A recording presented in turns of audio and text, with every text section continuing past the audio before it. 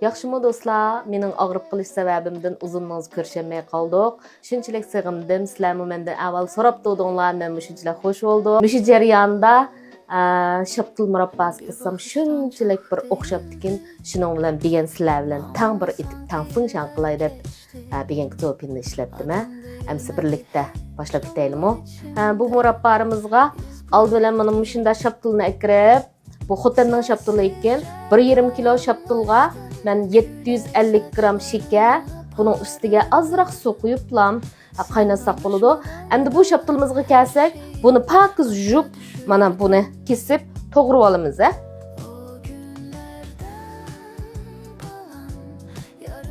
Toğrak eş şaptıl bolsa, bunu mana mışında, mana işte nipiz toğrak.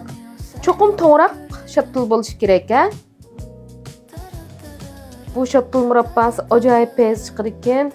Murabba qaynatıp bakay, çoğun olapmış şaptul murabbası qaynatıp bakmaptım deb qilsam bu acayip bir lezzetli bir şaptul murabbası çıktı.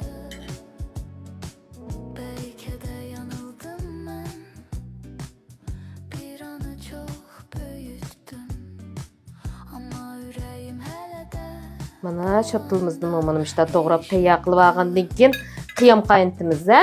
Mana 750 gram şekerimizni quruq qaznimizga quyib, endi bu şekerimizga azroq suv quyamiz. Buning miqdori faqat şekerimizni mana bunday qilsak erislam. Mana mushalatlam qilamiz. Mana bir chena suvning hammasi tugmidi jimo.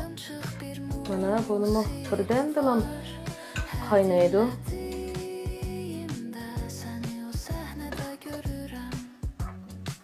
Mana bu birden dilam qaynaydi Mana işte qaynagandan keyin şaptulimizni ustiga selib olamiz.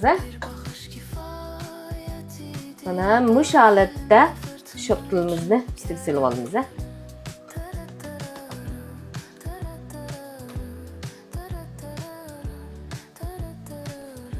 Mana bu şaptulning suvi olgandan keyin bu qaynab shunda suvi chiqib ajoyib bir tayzorat keladi. Mana işte sep koyup karımız bombasın boladı. Öz kaynap çıkıdı. Murabbarimiz mana birden dilam kaynap çıkıdı Kaynap çıqqandan so'ng köpüklerini alamiz bunun. Köpüklerini elitip birden qaynagandan keyin o'tni sal bo'shaytiramiz.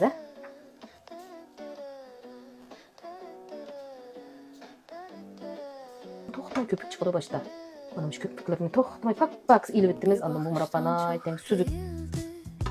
Bu xudo sho'rpini köpükini algandek lan bir ketken. Qancha köpükini chiq ola olsa shuncha sho'rpini süzüp chiqqandek.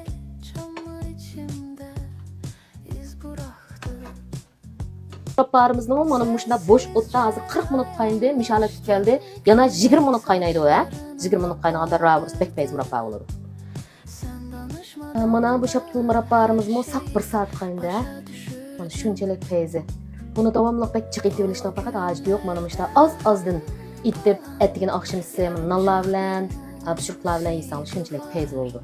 Mana bu 1 saat bitti. Eğer uzak saklayma deb qalsanlar, bunu ertesi yana bir 20 saat qaynatib etsanlar bo'ldi juma. Bitti mana bu murabbarimiz. Anlar nem deganni o'xshagan murabba. Lezzet. Çoqum etib sinab taqinglar.